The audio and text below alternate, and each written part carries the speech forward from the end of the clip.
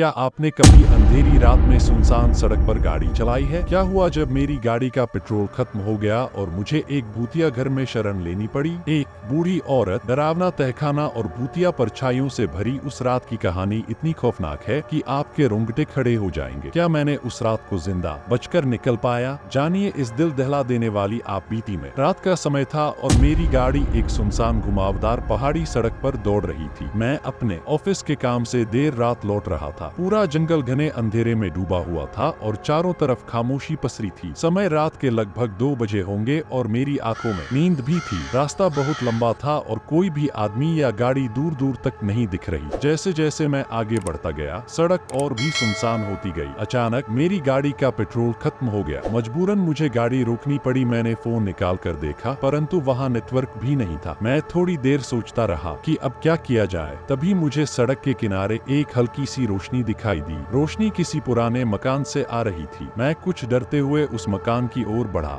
घर बहुत ही पुराना और टूटा फूटा था, जैसे कई सालों से यहाँ कोई नहीं रहता। मैंने हिम्मत करके दरवाजा खटखटाया। दरवाजा धीरे धीरे खुद ब खुद खुल गया। अंदर बहुत ही ठंडी हवा बह रही थी और चारों तरफ धूल ही धूल थी। फर्श पर लगे लकड़ी के तख्ते चरमरा रहे थे। मैंने आवाज लगाई, कोई है? पर कोई उत्तर नहीं आया। घर के अंदर एक बहुत ही भयानक सन्नाटा पसरा हुआ था। तभी मुझे एक बूढ़ी औरत की परछाई दिखाई दी जो सीढ़ियों से नीचे उतर रही थी। वह बहुत ही धीरे धीरे चल रही थी और उसके चेहरे पर एक अजीब सी मुस्कान थी। उसके हाथ में एक पुराना लालटेन था जिससे हल्की सी रोशनी निकल रही थी। मैंने उसे अपनी समस्या बताई तो उसने धीमी आवाज में कहा, तुम यहाँ क्या कर रहे हो? उसकी आवाज में एक अजीब सी खनक थी, जैसे किसी ने लंबे समय से बात नहीं की हो। मैंने उसे बताया कि मेरी गाड़ी का पेट्रोल खत्म हो गया है और मुझे मदद की जरूरत है। वह औरत मेरी बात सुनकर हंसने लगी। उसकी हंसी बहुत ही भयानक थी, जैसे किसी भूत की हो। उसने मुझे घर के अंदर आने का इशारा किया। मैं थोड़ी देर के लिए संकोच में था, परंतु कोई और रास्ता नहीं था। घर के अंदर का वातावरण बहुत ही डरावना था। दीवारों पर लगे पुराने चित्रों में अजीब अजीब चेहरे थे जो मुझे घूर रहे थे। फर्श पर बिखरे कागज और धूल ने घर को और भी डरावना बना दिया था। उस बूढ़ी औरत ने मुझे एक कमरे में बैठने के लिए कहा और खुद कहीं अंदर चली गई। मैं वहां बैठकर चारों ओर देख रहा था। तभी मुझे एक कोने में रखी एक पुरानी किताब दिखी। मैं किताब के पास गया और उसे उठाया। किताब बहुत ही पुरानी थी और उसमें कुछ अजीब सी कहानियां लिखी हुई थी। तभी अचानक कमरे की लाइट्स बंद हो गई। पूरा कमरा अंधेरे में डूब गया। मेरी सांसें तेज हो गईं और मुझे घबराहट होने लगी। मैं बाहर निकलने की कोशिश करने लगा, पर दरवाजा बंद हो चुका था। तभी मुझे एक कोने से कुछ आवाजें सुनाई दी। मैं डरते हुए उस दिशा में बढ़ा। वहाँ एक छोटा सा दरवाजा था जो शायद एक तहखाने में रहा था। मैंने दरवाजा खोलने की कोशिश की, पर वह जाम था। तभी पीछे से किसी ने मेरे कंधे पर हाथ रखा। मैंने पीछे मुड़कर देखा तो वही बूढ़ी औरत खड़ी थी। उसके चेहरे पर एक अजीब सी मुस्कान थी। उसने मुझे कहा, तुम्हें इस घर से बाहर निकलना है तो तुम्हें मेरी एक शर्त माननी होगी। मैंने हिम्मत जुटाकर पूछा, कौन सी शर्त? उसने बताया कि मुझे इस घर के तहखाने में जाकर एक पुरानी घड़ी को ढूंढना होगा। वह घड़ी इस घर की चाबी है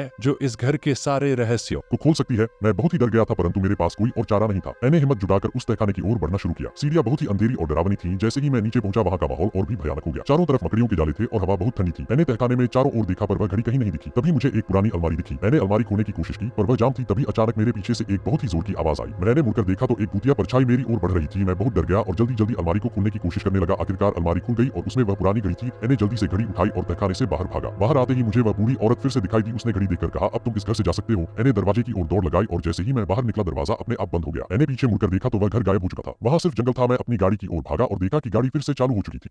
मैंने जल्दी से गाड़ी में बैठकर वहां से तेजी से भाग निकला। आज भी जब मैं उस घटना के बारे में सोचता हूँ तो मेरी रूह कांप जाती है। शायद वह एक भूतिया घर था और मैंने किसी तरह अपनी जान बचा ली थी। उस रात की घटना ने मुझे सिखाया कि कभी भी सुनसान रास्तों पर अकेले यात्रा नहीं करनी चाहिए। यह कहानी मेरे जीवन की सबसे भयानक घटना थी, जिसे मैं कभी नहीं भूल सकता। अगर आप कभी भी ऐसी स्थिति में फंस जाएं, तो हमेशा सावधान रहें और हिम्मत बनाए रखें। उस रात का डर आज भी मेरे दिल में बसा हुआ है और मैं कभी भी उस सुनसान सड़क पर अकेले जाने की हिम्मत नहीं कर सकता।